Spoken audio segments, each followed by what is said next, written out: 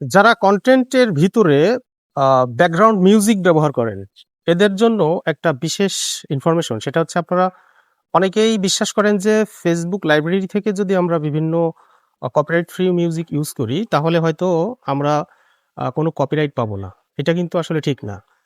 বিশেষ করে ফেসবুক এবং ইউটিউবের যে লাইব্রেরি আছে ইদানিং সেখান থেকেও কিন্তু কপিরাইট আসছে। একদম মোস্ট রিসেন্ট আমার ২ টো ভিডিওতে এই ধরনের সমস্যা হইছে। যেখানে ডিরেক্টলি কপিরাইট আসছে এবং সরাসরি যেটা ফেসবুক স্টুডিও লাইব্রেরি থেকে আমি আমার মিউজিকটা নিছিলাম, ন্যাচারাল ব্যাকগ্রাউন্ড মিউজিক। সো সেখান থেকে একটা আমার পার্সোনাল একটা এক্সপেরিয়েন্স তৈরি হইছে যে, যদি আপনি সরাসরি ফেসবুক লাইব্রেরি থেকেও কোনো মিউজিক ব্যবহার করেন, সেক্ষেত্রেও কিন্তু আপনার কপিরাইট আসতে পারে। সো যারা বিগিনার আছেন তাদের হচ্ছে আপনারা টোটালি কোনো মিউজিক না ব্যবহার করাটাই ভালো।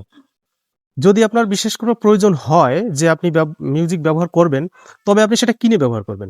কিনে বলতে আপনি কোনো একটা পেইড কোনো একটা অথেন্টিক সাইট থেকে আপনি যদি মিউজিক কিনতে পারেন, সেই মিউজিকগুলো ব্যবহার করতে পারেন। এছাড়া আপনি Facebook অডিও লাইব্রেরি অথবা YouTube এর অডিও লাইব্রেরি থেকে যে বিশ্বাসযোগ্যতা ছিল যে কপিরাইট আসবে না, সেটা কিন্তু আসলে ঠিক না। কপিরাইট আসবে এবং পরবর্তীতে দেখা যাচ্ছে 1 মিলিয়ন 2 মিলিয়ন ভিউজ আপনার একটা ভিডিওতে এমন হতে পারে সেটা কিন্তু ডিলিট করে দিতে হতে পারে।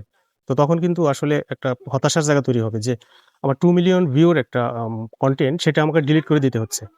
তো এই ধরনের সিচুয়েশন এ না পড়ার আগেই আপনার একটু সতর্ক হয়ে কাজ করলে মনে হয় ভালো হবে।